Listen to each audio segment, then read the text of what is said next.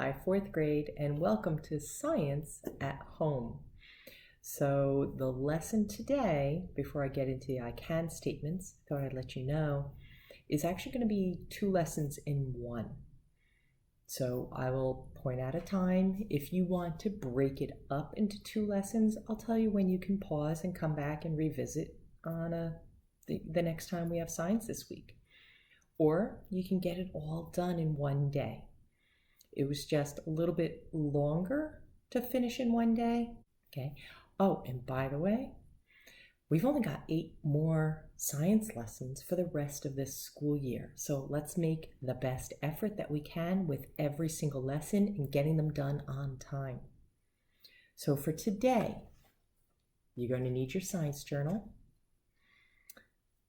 If you can, the printout, which I think didn't have the heading on it. I think it's just, and you only need one of these flowers, but if you don't have that, don't worry. I will show you how to make that flower with a piece of paper, actually half a sheet of paper. And if you're going to be doing that, you bring a large spoon with you. So I'm going to show you how to make those flower petals with a large spoon, like a soup spoon. Okay, I'll show you that in a moment. Other things you're going to need: glue stick, pair of scissors, because I do want it to be an interactive notebook, and something to write with. Okay, those are the basic things you're going to need. As I get into the second part of the lesson, there is also a worksheet that I've tried to set it up so you can fill it in electronically, and I'll show you how we're going to try to do that. Hopefully we're successful. Okay, so let's get to the I can statements. So here we are with our I can statements. Okay, looks like a lot, but like I said, this is actually 2 lessons. So I can describe 5 adaptations. Okay, that's going to be a vocabulary word. We will define it. I can describe 5 adaptations plants might have and be able to explain the benefit of that adaptation.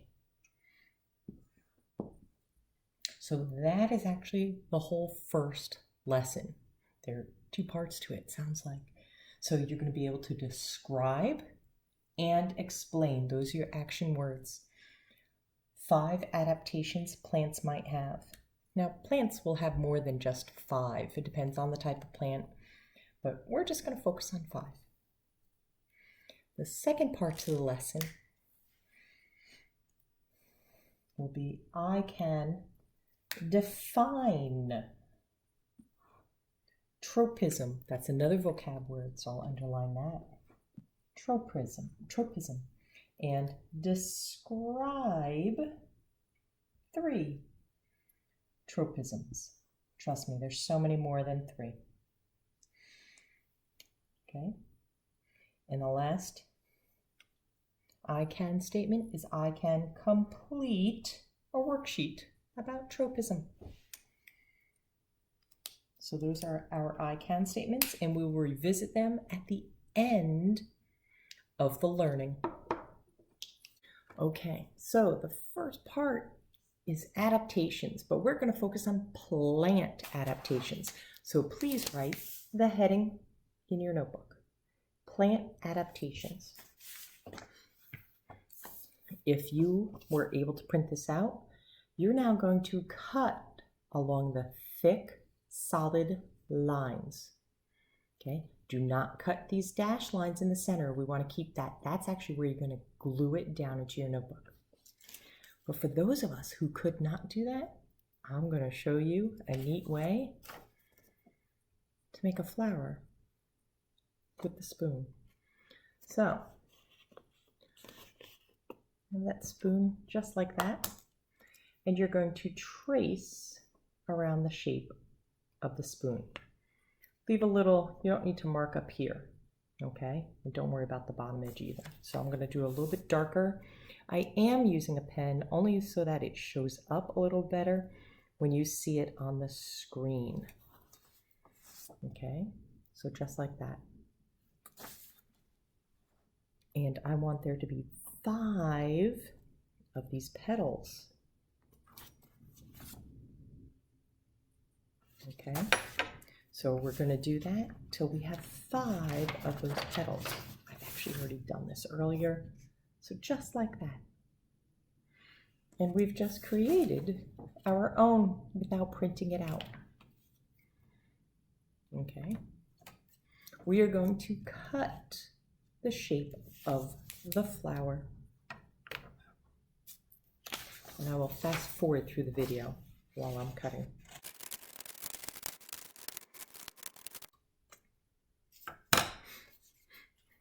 There we go. I'm going to fold in each petal.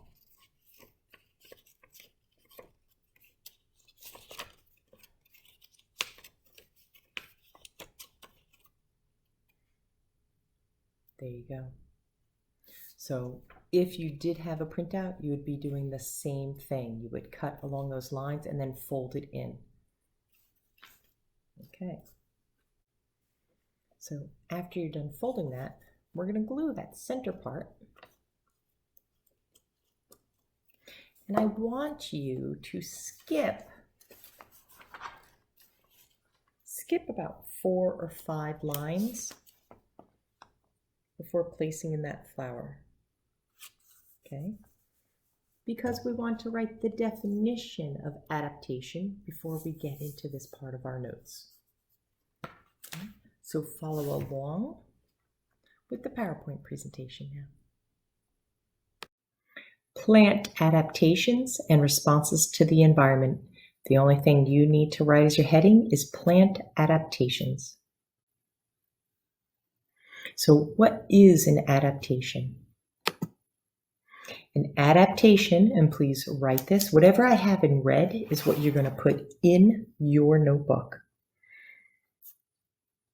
An adaptation is a feature the plant has developed over time to help it survive. Well, I've also taken the time to do it in Spanish, so I'm going to have that up here as well.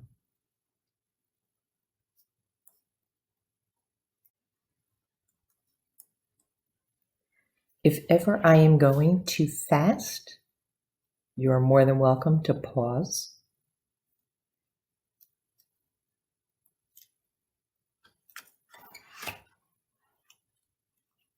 Okay.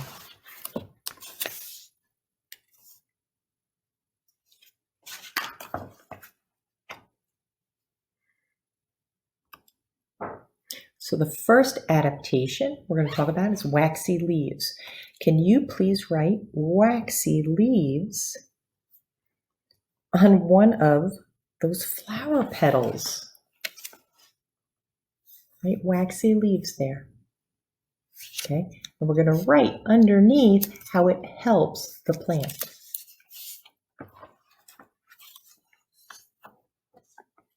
Okay. So, looking at these pictures, do you have any ideas? Waxy leaves help the plant retain water. All you have to do is write what is in red underneath. So this is what I'm going to do. I'm going to fold this down where I wrote waxy leaves, going to fold it down. I'm going to write retain water underneath there.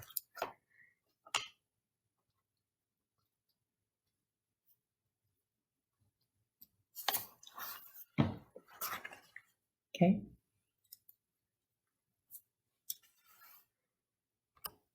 So water is lost through a process called transpiration. Now, we haven't gone over that vocabulary. We will in 5th grade when we talk about the water cycle a little bit more. But we did an experiment too with that. It was the breathing of a plant in which it releases water vapor. And I did that when I put the bag over the leaf. I was shown transpiration. Okay, that's the breathing of plants. For us, it's called respiration for animals. Okay, thorns. How How does that help a plant? Well, before we answer that, you should be writing thorns on another petal. And it does not matter to me what order and which direction you start writing them on there. Just make sure you write the answer underneath the proper petal. Okay, so thorns. Deter animals. So to deter something means to discourage it, keep it away. Okay, so thorns help by deterring insects or other animals that wish to eat them. Colorful petals.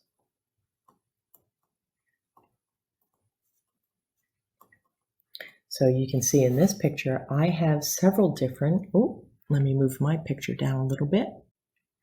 Okay, so, I see a hummingbird, a bee, a butterfly. This sounds very similar to another lesson we've had. Okay, these are all pollinators. So, colorful petals attract pollinators.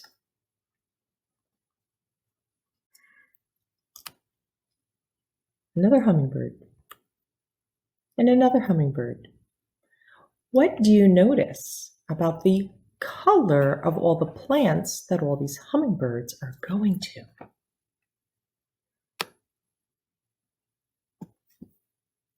They're all red. Hummingbirds are very much attracted to the color red. Bees might not be as particular, or butterflies, but hummingbirds really like the color red. They will go to other flowers if they need to, but they really like the color red. And guess what? These aren't the only pollinators. We also have fruit bats. Fruit bats are also pollinators. Okay. Smell. Now I'm going to move my picture back up again. So smell, two things it might do. It might attract pollinators or deter insects or animals. Okay, so again, attract means to draw it closer, deter, keep it away. So here's some pictures to help you understand. Are you attracted to that smell? Probably. You smell cookies being baked in the kitchen. You're like, it brings you all in. But what about this? You attracted to that? Probably not. But if you look at that picture around the garbage, you see flies, they are attracted to it. So even though a smell might not be interesting and appealing to us, it might be for an insect or a pollinator. You never know. Okay, so one more. Poison. Now, poison can come in various ways. It could be like the picture on the left, which is milkweed, which is a white liquid inside the plant that some insects can eat, like the monarch caterpillar. But it's poisonous to several birds and other insects that can't eat it. That actually protects that plant from being completely devoured. Only a few insects will end up eating it, which will not totally devastate the plant. Okay, and then the picture on the right shows sticky sap, which can either become a trap for insects when they get caught in it and stuck to it, but it also could be a poison for animals. Okay, so again, it deters insects.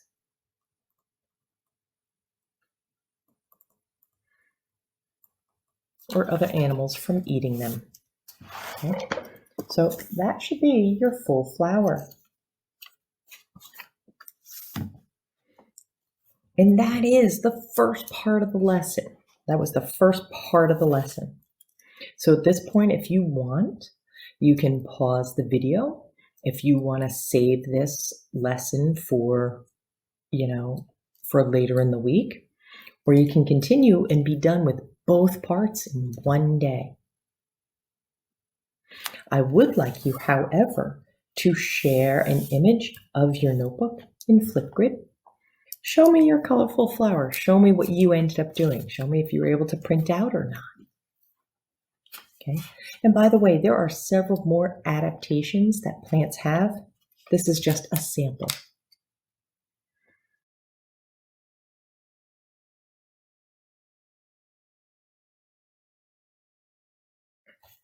So if we are going to continue, the next part of the lesson is tropism. Tropism. So turn the page. We should have a new page, new heading. And I would like you to write the definition.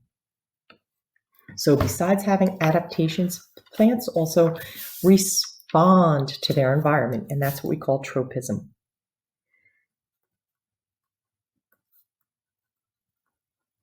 Again, if I'm going too fast, you may always pause the video. Tropism is a plant's movement or response to its environment, what's happening around it. We call this an outside stimulus. That could be a change in weather. It could be the wind. It could be temperature. It could be touching it. What I want you to do now, let me once again move my picture out of the way. I want you to make a T chart. And this is a T chart right in front of you. I'll show you what that looks like. Just like that. That's what we call a T chart. You're making two columns. You're also separating where the heading is. And you're going to write the heading at the top of each column. On the left side, it's going to be name of tropism. And on the right side, plant's response to.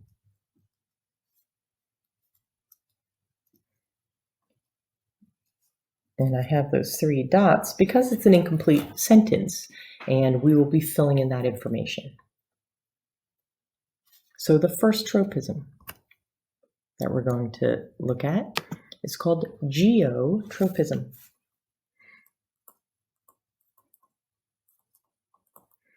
Geo means earth.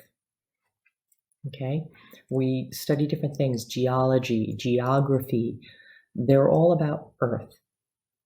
Okay, but yet, interestingly, this tropism isn't so much about earth as it is about a certain force that we experience on earth, which is gravity. So geotropism is a plant's response to gravity.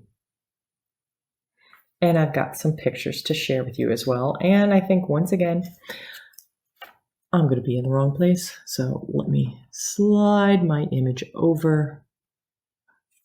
Let's see what happens. Okay, so yeah, I'm just always in the way, Anna, aren't I? Okay, these are all 3 corn seeds. The one on the left, the seed was planted sideways. You'll notice that the root always wants to head down. So it starts coming out of the seed, and then eventually it goes down because gravity is telling it to do that. But if you look at the top part of the plant, and let's see if I can get my mouse to hover over, it wants to go up. The plant itself is what we call an anti-geotropism. It wants to defy gravity, but it knows to do that, while the root always wants to go with gravity. Well, guess what? You can even plant the seed upside down by accident. The root will start coming out, and then it'll go, wait, wrong way, and turn around. You can see the same thing with the plant part. It's turning itself to go in the proper direction too. Or you can just properly plant the seed. Now, not all plants are like this. Some seeds really need to be planted the proper way or they just won't grow. Okay? Corn is not one of them, so this is a great demonstration. Now, some plants Could have already been growing and then something happened, be an earthquake or something else, something that caused them to shift. And the plant won't necessarily die, but it might have a little bend and then change its position, okay? The plant still wants to go up and its roots are clinging inside through that rock. Okay, the next tropism we're going to share is hydrotropism. Hydro means water. Hydro means water. So that's exactly what it is. It's the plant's response to water. Make sure you're writing this in your notebook. Okay, so the roots, which we've gone over the parts of a plant before, the roots are what seek out the water. So you can see that these roots, they will stretch towards a water source if they can. And the last one we're going to go over today is phototropism.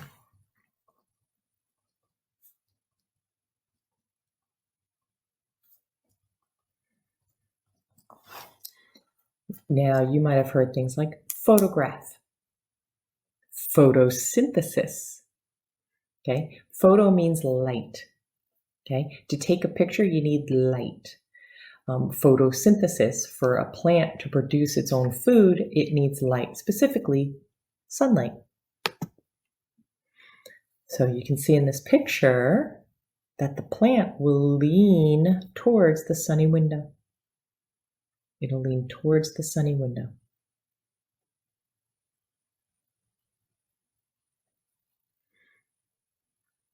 So those are the only three I'm going to go over. There are so many more. But those are only three you have to put in your notebook. Okay. And then I have a question for you, which is on the worksheet, but I thought I'd mention this up here too. If a potted plant fell over, what would happen after a few weeks? You don't pick the pot back up. If you didn't even know that happened, maybe outside, maybe you have a pet dog or maybe some other animal just knocked it over. And then you took a look at it 3 weeks later. What do you think will happen? So that's a challenge question I have on the worksheet. So some plants are very sensitive to touch. So you can see where that pencil touched it, it folded up on itself. That's thigmotropism. Now again, you don't have to write this in your notebook, just thought I'd share some others with you. Thermotropism.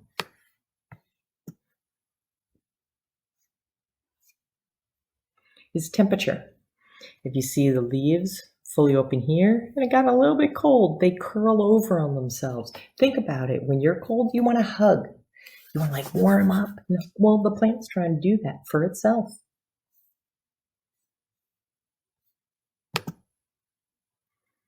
Chemotropism. Chemicals. Different chemicals have different effects on plants. And you can set up some experiments at home with some of these ideas, seeing how a plant responds to different temperature, different chemicals, even electricity or an electric field, possibly. Okay, so these are different tropisms and sonotropism, music. Again, there are so many more. I just thought I'd share some of these, and if you want at home, have fun with it and set up an experiment and tell us about it. Okay, so we just finished the presentation about plant adaptations and tropism. I'm asking you to share on Flipgrid what your notebook looks like for plant adaptations, and for tropism, I'm asking you to complete this worksheet, which I shared as a Google Doc. Now, there's nothing for you to do up here, not even put in your name, okay? That will electronically happen when you submit this to me. the places you're going to be writing are these areas that I have shaded with a peach color. So you can type in your response. The directions are up here, and the keywords you're going to use are in bold: geotropism, phototropism, and hydrotropism. And you are deciding which picture is which, and you can type in your response. And then, as I showed you in the presentation, if you had a plant that got knocked over, the pot stays over on its side. I want you to now draw what happens after 3 weeks. What's going to happen to that plant? What will it look like? So you can try to use some kind of drawing tool to draw that on there.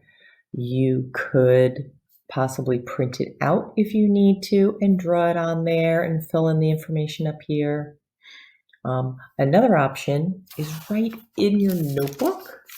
You can actually do a drawing of a plant that fell over, and what does it look like 3 weeks later? Okay, that's kind of like a challenge question. You should be able to answer right at the top 3. Okay, so if you're having difficulty with submitting this or figuring out how to submit it, we'll try to figure something out if you're not able to draw with some drawing tool. Okay, I was just trying to try something different. But again, you don't have to draw on any of the, or type on any of the white part of that worksheet, just wherever it is a peach color. So now that we're done with the instructions, let's revisit our I can statements. So I can describe 5 adaptations. Well, guess what? The cover of each of these petals are 5 adaptations. Each one is an adaptation. And be able to explain the benefit of that adaptation. Underneath each flap, you have now described or explained the benefit of that adaptation.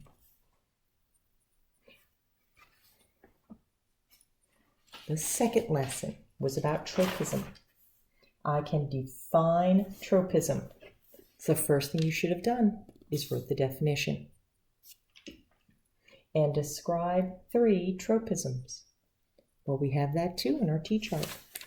We wrote the names of the 3 and how the plant responds to different things they might experience in the environment. And the last is I can complete a worksheet about tropism. So that's up to you about finishing that in the Google Doc. I would like you to share this first lesson, Plant Adaptations in Flipgrid. Just share a picture of this. And hey, you can add to your submission by saying you found another adaptation and what it does. Maybe expand on this.